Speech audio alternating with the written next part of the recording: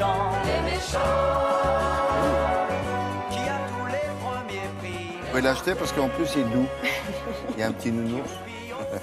Voilà ce bouquin tout à fait étonnant, parce que c'est une provocation. Il dit le pouvoir des gentils. On lui répond non, le pouvoir des ceux qui provoquent, ceux qui sont durs, ceux qui sont pour la compète. Ben lui, il dit non.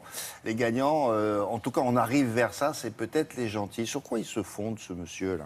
C'est un expert en management, en entreprise et en communication. Et c'est vrai que le titre sonne un peu comme une plume dans un monde de brut.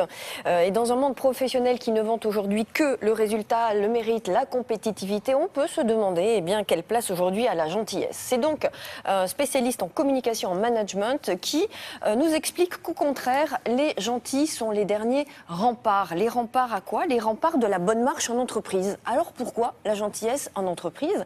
Eh bien parce que les gentils établissent une relation de confiance avec leurs collaborateurs et c'est cette confiance qui tisse le lien avec les salariés. C'est cette confiance qui les motive, qui les mobilise, qui rend entreprenants et qui donne l'énergie.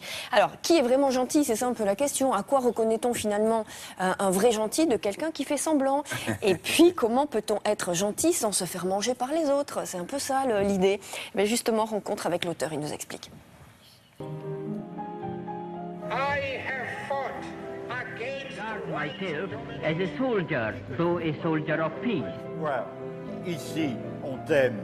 À quoi reconnaît-on un vrai gentil? Un vrai gentil, c'est par définition quelqu'un que vous allez ressentir entièrement derrière ses mots en termes de comportement. C'est-à-dire que ce qu'il va dire avec les mots colle avec ses comportements et colle en général avec ce qu'il pense. Donc il y a un certain nombre de critères qu'un gentil va vous démontrer au quotidien de sa vie et de manière durable.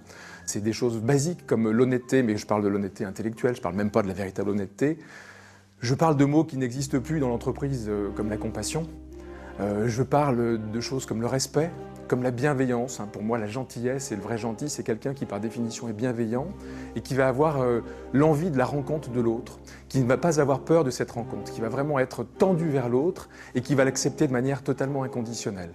Donc c'est vraiment quelqu'un qui, bien au-delà du sourire du gentil basique, est quelqu'un qui est profondément en accord avec ce qu'il est réellement. I have cherished the ideal of a democratic and free society.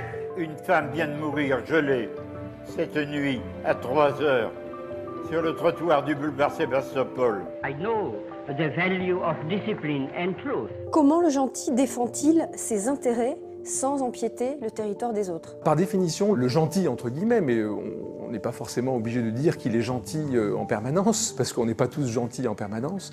Comme il est tendu vers l'autre et qu'il n'a pas peur de l'autre, il n'a pas l'envie et le besoin de défendre ses propres intérêts. Ses intérêts sont par définition défendus par son propre comportement. Ce qui est intéressant, c'est de comprendre que quand on est gentil, on crée par définition une relation de confiance avec l'autre. Et cette relation de confiance, par la gentillesse entre autres, permet de faire passer tous les contenus, de jeter des pavés dans la mare sans forcément éclabousser justement l'autre. On peut tout dire quand on est gentil, et notamment parce qu'il y a cette relation de confiance qui se crée.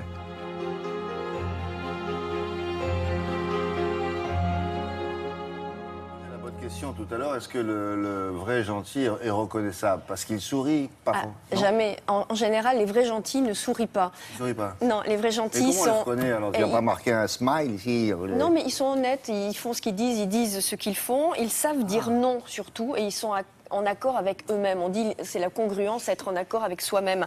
Comme ils sont authentiques intellectuellement et honnêtes, ils ne renoncent jamais finalement à leurs valeurs qui donnent d'ailleurs un cadre, une détermination. Ce sont ces valeurs qu'ils suivent, les objectifs, on a vu Gandhi, Mandela, etc., qui leur donnent une ligne de conduite et ils n'en sortent pas. Ils sont congruents et ils sont surtout centrés. Et un truc très important, c'est que les gentils sont heureux. Alors on ne sait pas si c'est parce qu'ils sont heureux qu'ils sont gentils ou c'est parce qu'ils sont gentils qu'ils deviennent heureux. C'est plutôt ça. Voilà. Attention, parce que ceux dont vous parlez dans leur jeunesse, ils n'étaient pas si gentils que ça.